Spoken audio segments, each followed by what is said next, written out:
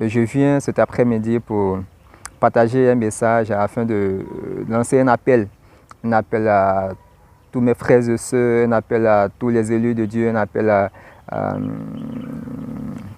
tous les chrétiens, à tous ceux qui ont cru au nom du Seigneur Jésus-Christ et qui ont reçu le pouvoir, le pouvoir de devenir enfants de Dieu. C'est à cela que je suis venu lancer un appel, leur dire de se lever pour œuvrer pour le royaume de Dieu, de se lever pour œuvrer pour le salut des âmes. Bien-aimé, le Seigneur, dans le livre de Matthieu 28, verset 19, nous a donné une recommandation. Il nous a dit, allez, faites de toutes les nations des disciples et baptisez-les au nom du Père, du Fils et du Saint-Esprit. Et bien aimé dans le Seigneur, lorsque nous méditons ce passage, nous voyons réellement que le Seigneur était en train de donner un ordre. C'est un ordre du Seigneur, c'est un impératif, c'est une obligation. J'aimerais attirer l'attention à un enfant de Dieu, j'aimerais attirer l'attention à un croyant que servir Dieu n'est pas une promesse de Dieu. Servir Dieu n'est pas une promesse de Dieu.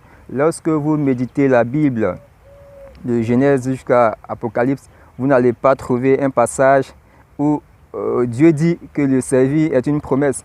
C'est une obligation. Servir Dieu est une obligation. Si nous allons dans le livre de Genèse au commencement de la création, Genèse 2 au verset 15, vous allez vous rendre compte que la Bible déclare que l'Éternel Dieu prit l'homme. Il a pris l'homme et l'a placé dans le jardin d'Éden afin qu'il le cultive et le garde. Donc, ce qui voudrait dire que l'homme avait un rôle à jouer dans ce jardin, ce qui voudrait dire que l'homme avait une obligation, il avait un devoir à remplir dans ce jardin d'Éden. C'était de cultiver et le garder.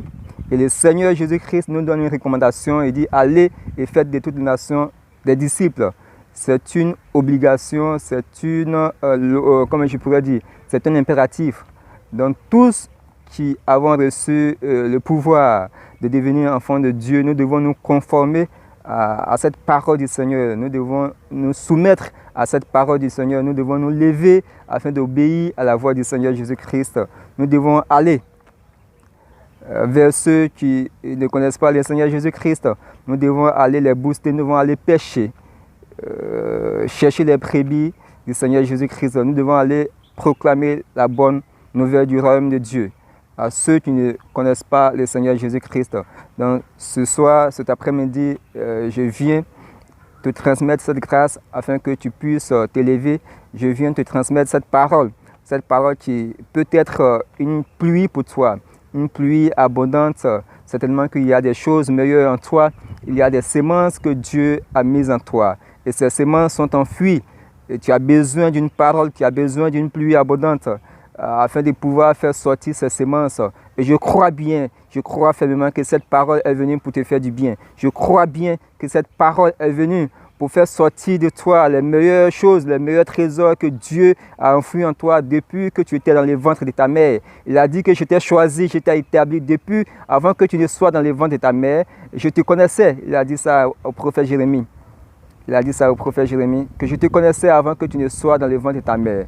Et je sais qu'avant que tu ne sois dans le ventre de ta mère, Dieu a des promesses, il a parlé sur ta vie. Il a parlé sur ta vie, il a déclaré des paroles prophétiques sur ta vie.